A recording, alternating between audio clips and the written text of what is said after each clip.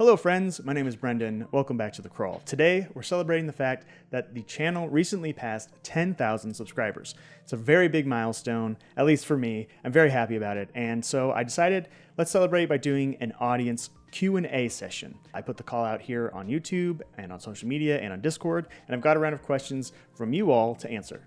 But before we get to all that, I do want to say an extra special thanks to all of you who have signed up on Patreon and Ko-Fi. Your contributions mean the world to me. It helps keep the channel going.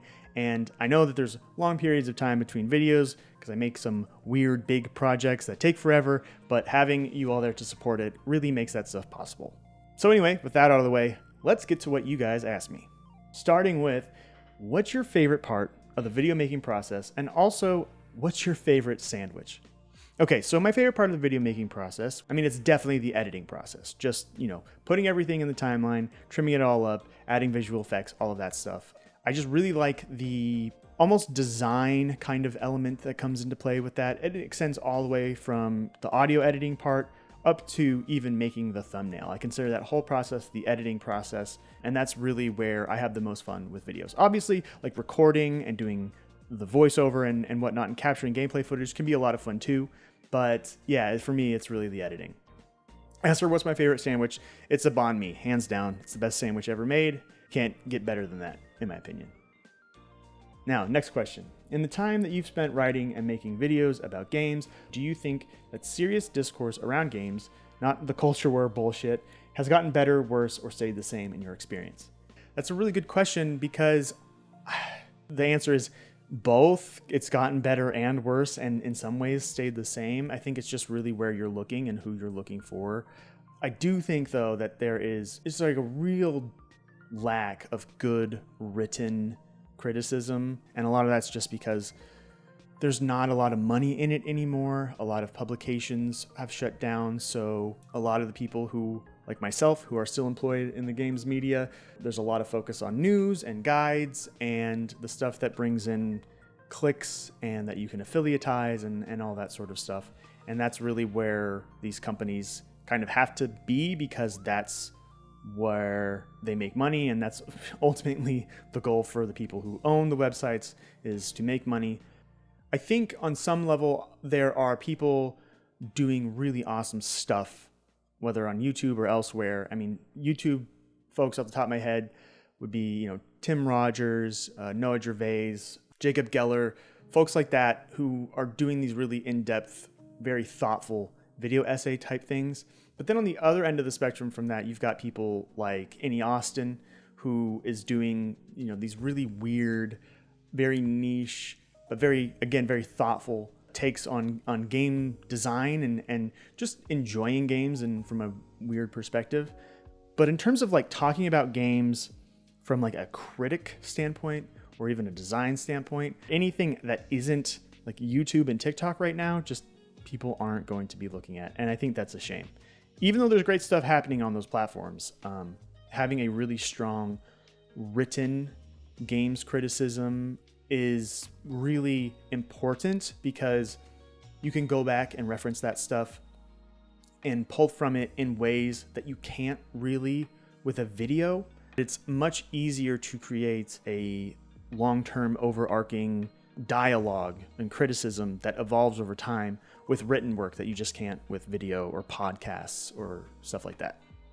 Okay, so hopefully that answered the question. I know it's kind of rambly and long-winded. I'll try to edit it up and make it make as much sense as possible. But anyway, next question. Congrats on the big milestone. Do you have any plans to do any more game dev or covering any more topics related to game dev, particularly with dungeon crawler or RPG genre? So first of all, thank you so much for your kind words. I really appreciate that. As for if I have any plans to do more game dev or cover more game dev related stuff, especially with dungeon crawlers or RPGs, the answer is, of course, yes. That's really what the crux of the channel is. Now, obviously, a lot of that's going to be interviews and stuff. I do have an interview that I've been chipping away at with a small indie studio that's really focused on like RPGs and dungeon crawlers. I've been working on that off and on for the last actually couple of years now. And I'm finally at the point to where it's coming together. It's in the editing process. So that's the next big interview. Now, if you're asking whether I will be putting out more stuff related to my own game dev projects, yes. I don't necessarily know what shape that's going to take yet. I have some ideas. I am working on things in the background. It's always weird when you're working on big projects like that because, you're accomplishing stuff slowly but surely, but it's not stuff that you can really show or make a big announcement about. It takes a long time to get to that point. So I know that might be a little bit disappointing for people who are really eager to see what the next game dev project is shaping up to be, but trust me when I tell you that is basically my primary focus. Once I get the next 1 or 2 videos out for the rest of the year will be that stuff. Okay, and now, next question. What kinds of innovations would you like to see in the dungeon crawler space in the near future? So this is a really interesting question because I actually do think there's a lot of innovation that does happen in the dungeon crawler space, especially lately as we've been having, a lot more smaller indie devs coming to the genre and trying out new things, whether that be different art styles, tweaks to turn-based or real-time combat systems.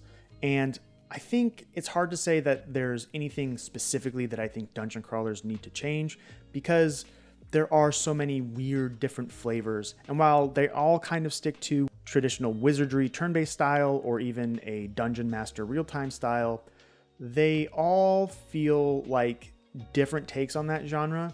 And so to someone who's played a lot of them, they might seem very similar. And in a lot of cases, that's what people want. Kind of like, if you have a tabletop game that you're familiar with, but you want to try a different module or expansion, that sort of thing. That's kind of how I see like the Wizardry likes and Kingfield likes and Eye of the Beholder or Dungeon Master likes, how they all sort of stick to those traditional design philosophies.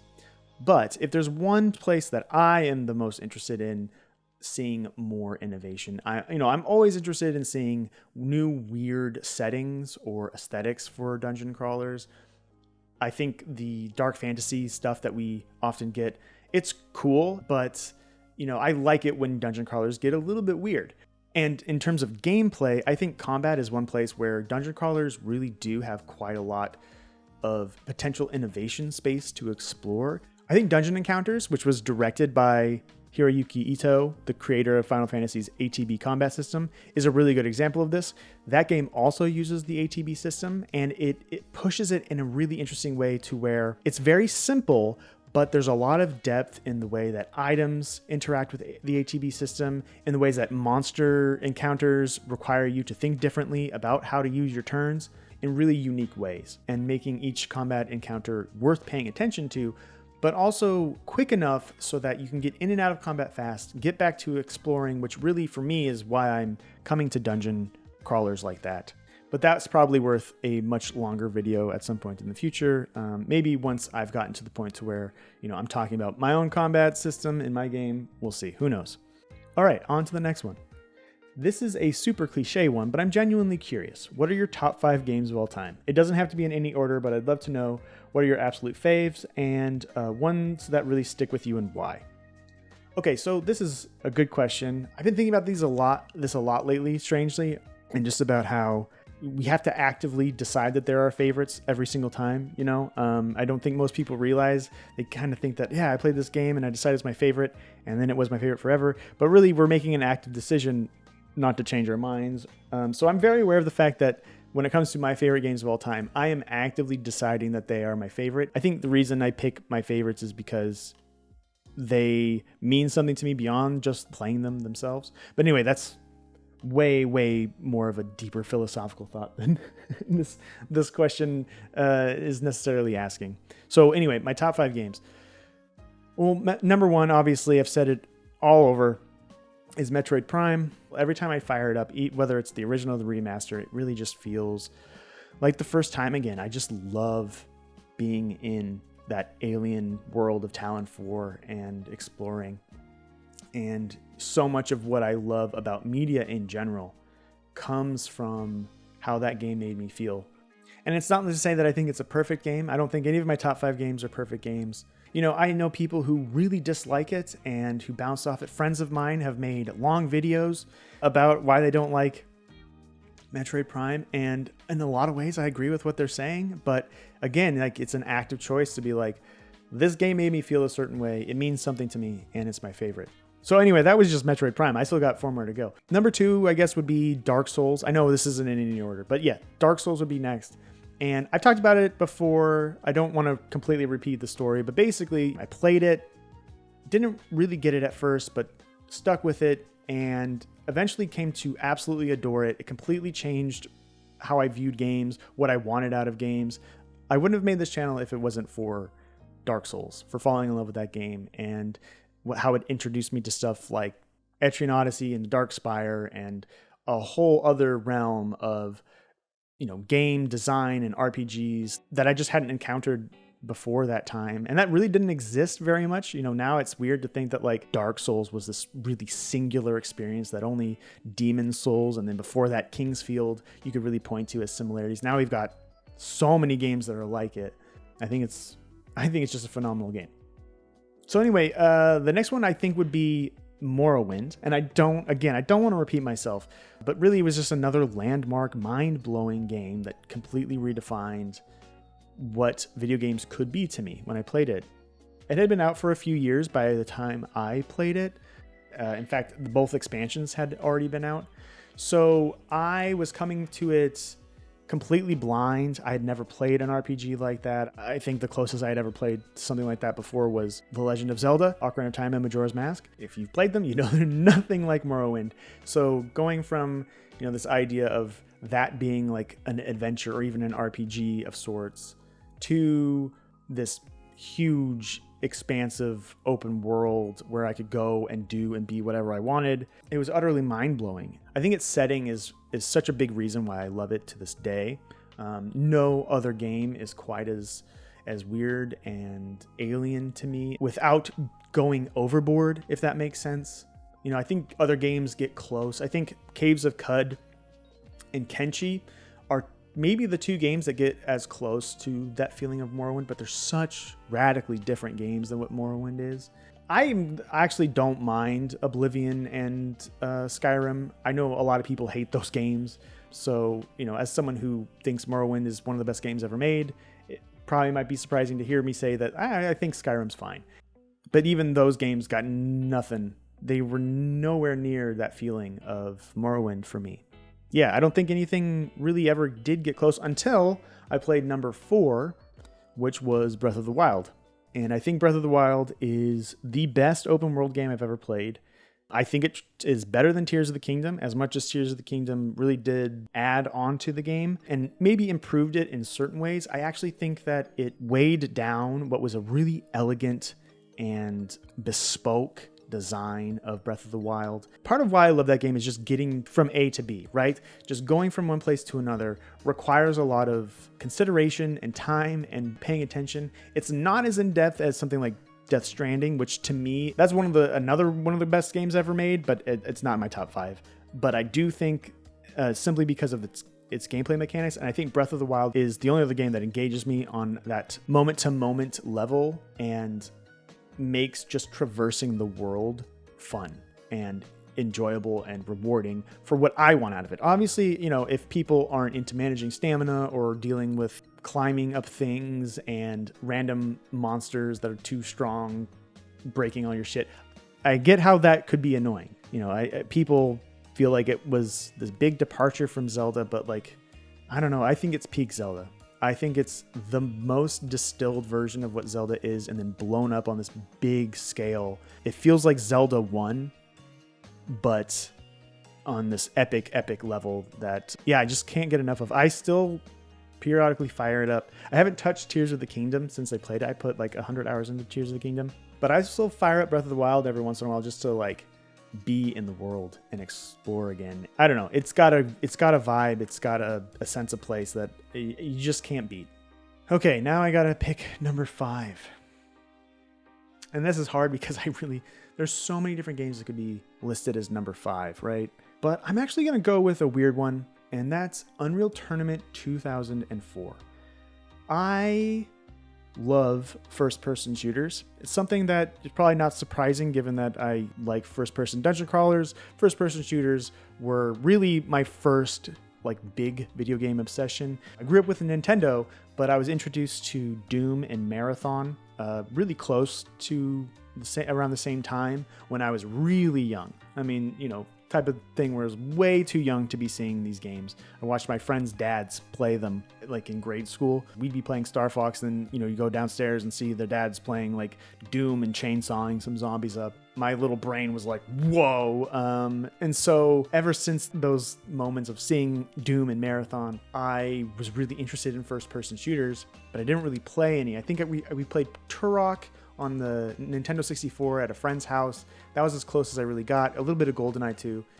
And then a friend of mine, and we were in sixth grade, introduced me to Halo and Quake 3 and a few other games, but Unreal Tournament was the one that really got me. And it was around the time that Unreal Tournament 2004 came out, so I picked that up, and man, I played that game so much. My younger brother and I played that game so much. Not even necessarily online all that much. I did do some online matches, but mostly just playing against bots in offline matches. Hundreds of hours spent in that game. I don't have anything big or profound to say about it like I did for the other games. It's just, the game just fucking rules, man. And it was so much fun to play. And it's a real shame that arena shooters have kind of died off and gone by the wayside in the last couple decades. And I get why. I think, battle royales have really replaced them. And I've had good times with stuff like Apex.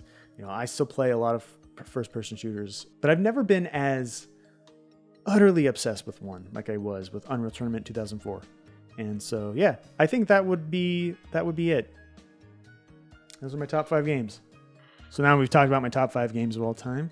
Looks like we got another bit of a ranking here. Next question says, let's go with a classic. You're stuck on a deserted island. What 3 dungeon crawlers are you bringing to help you pass the time? Okay, that's a tough question. So I think Etrian Odyssey 3 would be on the list. It's my favorite Etrian Odyssey. I think it's probably my favorite turn-based dungeon crawler. It's very cozy. The nostalgic vibes would help pass the the dire situation of being stuck on a desert island. Plus, maybe it would help me learn how to navigate under the water and uncover a hidden city that I could live in and find my way back home. Who knows? The other ones, let's see. Dungeon Hack would absolutely be on the list just because it's infinitely playable, being a rogue-like, but also a first-person dungeon crawler. And, it's infinitely scalable. You could have an extremely hard run and then tweak with the options. And if you want to have a really short, very approachable, like, oh, I really want to probably be able to beat this dungeon, or you can, tune it to be extremely difficult. Dungeon Hack really is an incredibly underrated game. You got so many Eye of the Beholder and Dungeon Master likes when it comes to, first person, real-time combat dungeon crawlers. And no one has ever tried to do another Dungeon Hack. Maybe one day. Maybe we'll get more of those. I think the closest I can think of is Gloomgrave. But otherwise, we just don't really get those. Especially with that roguelike, procedurally generated type of experience. Okay, so number 3, my number 3 of what dungeon crawler I would take on a deserted island would be, I think it would be Vagrant Story. It's one of my favorite games of all time. Not in my top 5, go figure, but certainly my favorite PlayStation 1 game. Not only is that game just an incredible story, really well written, has great gameplay, but it's kind of like a Resident Evil or even a Metroid in a way that it incentivizes repeat playthroughs. It literally has a times completed playthrough counter on it. And kind of like Dark Souls even, where New Game Plus unlocks new areas and new gameplay things to accomplish. I think having a game like that is both really well written, so you get that entertainment value that way, but also just something that you can continually work at and get better at. I think that would be really helpful to have in a desert island situation. So this next question is, if Nintendo came to you and said, Brendan, we want you to help make the next game in the Metroid series, would it be 2D or 3D, and what would you have to include? Okay, so if you go back and you watch the Metroid documentary I did, I asked basically something like this to, all the interviewees that I talked to. What do you expect the next Metroid games to be like? And I did not provide an answer for that question in that documentary because I want to focus on everyone else. But for me, I think a lot of what people said is close to what I want. A 3D Metroid, but a third-person 3D Metroid along the lines of something like Returnal. I think Returnal and Death Stranding are really good examples of like two different extremes. You know, Returnal's this really fast-paced, very frenetic shooter, and then Death Stranding is this really slow, very navigation-focused walking game, right? And I think Metroid would exist really well between the two. You know, and they both have like scan visor type deal that I think would work really well. But basically, like having something that's more shootery like a Returnal, but allows you to engage with the environment and take your time and really like be methodical about exploration the way that Death Stranding is.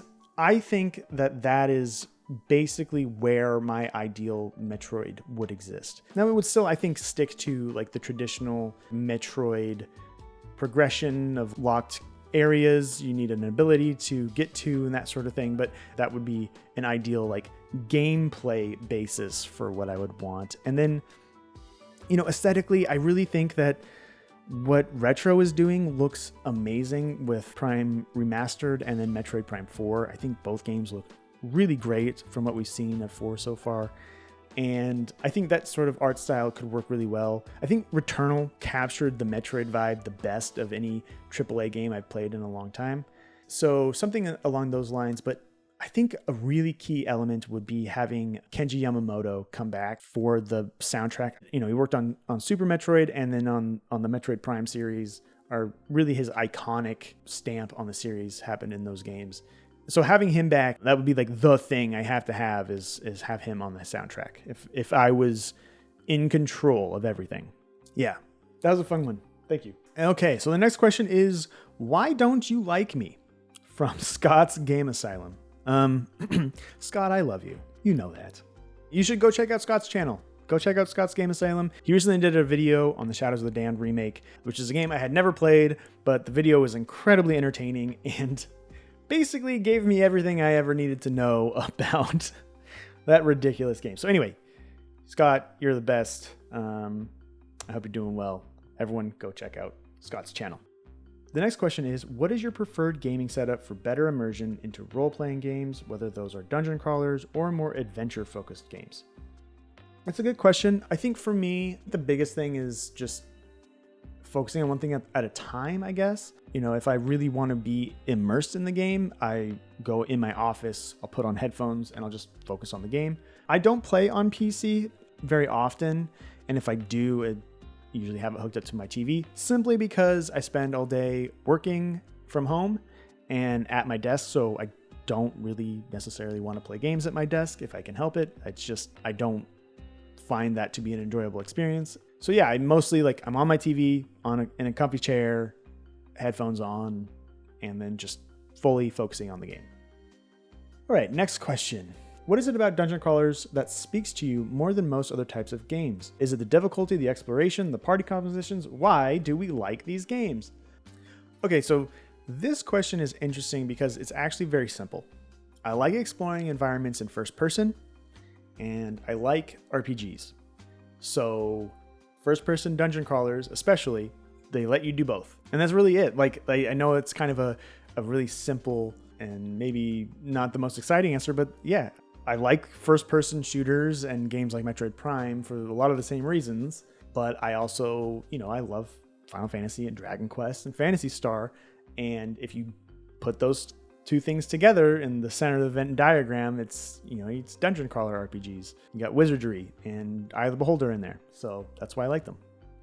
And actually, this next question ties into that really well. What details in a dungeon crawler are you always a sucker for, or that gives you the warm and fuzzies? Could it be certain creatures, tropes, biomes, classes, story beats, structure, gameplay mechanics, whatever? So I really like the core loop that you get in most Wizardry style games of you make your party, you go to the dungeon, you kill a bunch of stuff and get loot and come back and sell it, get stronger, go back, repeat. I just really like that loop. I like that loop in Monster Hunter. I like it in Destiny. So like Wizardry or even Diablo, games where that's the loop, I'm really into that. Now, even games that don't have that gameplay loop, I just like the vibe. I really like, in terms of biomes, I like it when dungeon RPGs do outdoor dungeons. I think there could be more of those. We talked earlier about innovations I could see dungeon crawlers. I always want to see more varied outdoor environments and dungeons in new weird settings.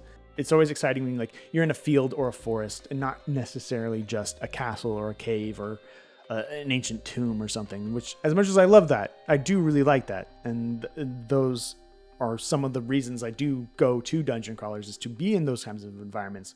It's just exciting to be in different locations too. What era of RPGs is my favorite, and what do I think the modern era of RPGs does well, and what do I think it does poorly? Favorite era of RPGs?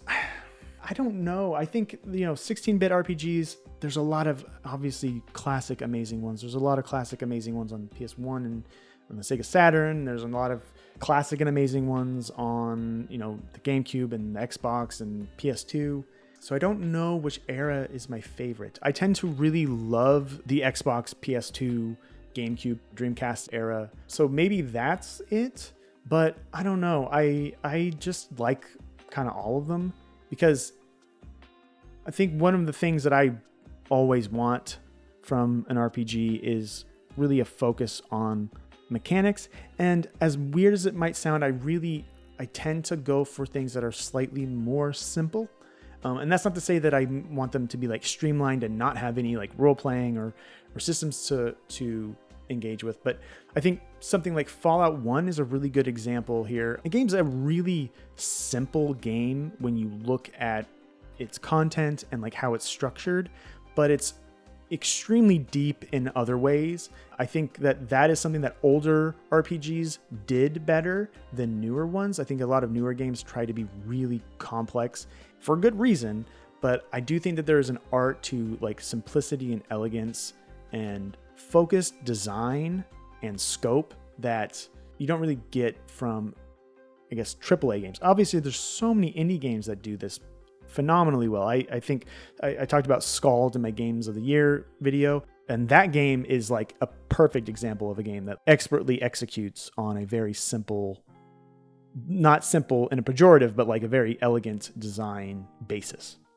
As for what modern RPGs do well, I mean, it's just the opposite. They go big and they're very complex and rich and have these huge worlds or huge stories. I think Baldur's Gate 3 is obviously the big one, right? There's just so much complexity to the narrative design of that game. It's staggering. And on the other end, you get something like Elden Ring from like an action RPG standpoint and an open world standpoint of just, again, so much stuff and complexity and interaction of systems and whatnot. You just can't get that with older games, right? And as much as I don't necessarily think that we need to always go for that scope, when a game does it in a way that truly makes you feel like it couldn't be made, like I can't imagine Baldur's Gate being made any other way than the way it was made. So when it works, it's phenomenal. And then another good question synergy here. What is the oldest video game RPG you'd be willing to see through to the end without a guide? The answer to that question is the original Phantasy Star. I mean, willing to see through is an interesting question because like I'm always willing to give it a shot. But so far, that is the oldest RPG that I've played without using a guide. And then we're here at the last question. What do I think is my ratio of playing new games versus replaying what I've played before? And how do I feel about my answer? I replay games fairly often. And I go into it with a mindset. There's like in like martial arts and like Buddhist philosophy, there's this idea of like beginner mind or student mind. And the idea behind it is that like, as you get better at something, you become more of an expert in something, you're less open to the experience and you start to basically go into autopilot and you're not completely engaged in the moment. And I try to go into replaying a game with that mindset as often as I can. And to realize that I'm never going to be able to replay a game and have the exact same experience I did the first time I did it, because that was a specific place in time and space that cannot ever go back to. And as much as the game does impart the feelings that you feel to a certain extent, but also, it's things like how you felt at the time because of other things happening in your life and around you, or just where you were, at what age you were at. whatever. There's so many different things, so many different factors. It isn't just the game itself. So when I go back to replay something like, Metroid Prime or whatever, I guess a better example would actually be Metroid Zero Mission, which is a game I actively play twice a year because I can beat it in like 2.5 hours. Every time I go into it, I try to see if there's something new to experience there. I'm not necessarily trying to just relive the experience. I'm trying to see, how is it going to be different this time? Another trap people fall into is to think that like when you replay a game, the first time you played it, you felt a certain way, and the next time you replay it, you feel a different way, and that to assume that the second time you played it is the real feeling. Like now you went back to it, now you really know how you feel about it. I don't believe that that's true either. I think both are valid experiences, and they're two separate things that should be judged and appreciated separately. And that's, again, probably another big topic for another time. But as much as I do replay games, and I enjoyed replaying games, and I feel like there's a validity and a reason to replay games, especially when you approach it from that mindset, I do primarily play newer games, whether that's new releases or older releases that are new to me. And I would say probably my ratio is probably somewhere between 90 to 95% new stuff and then 5 to 10% replay. Probably. Maybe it might eke into like 80 to 70 with new stuff. Actually, this year has been really weird in that I replayed quite a bit of games in the first couple months of the year. I replayed Final Fantasy 13 for the second time and had a really good time with it, actually. And then I replayed a bunch of Monster Hunter Tri and 3 Ultimate before Wilds came out. Yeah, I guess I have been playing a little bit more older stuff that I'm already familiar with. In fact, I was recently thinking of starting up a replay of Marathon because of the recent announcement of the new game, and also thinking about replaying Metroid Prime before Metroid Prime 4. So yeah, maybe 2025 so far is much higher ratio of older stuff that I'm replaying than normal, but I'm comfortable with that, though. To answer the second part of the question, if I'm in the mood to play something and I'm enjoying it, I'm having fun, then it's worthwhile. I'm not really worried about missing out on some new game or missing out on replaying a game. If that's not where my head is at, if that's not what I want to do at that moment, it's fine. I'm just going to play the game I want to play and bounce around, move around to whatever strikes my interest in that moment. Okay, so finally got through all of that. If you can't tell, from now, my voice is once again shot like I almost always. So these on-camera videos, they just kill my voice. But anyway, we did it. We made it.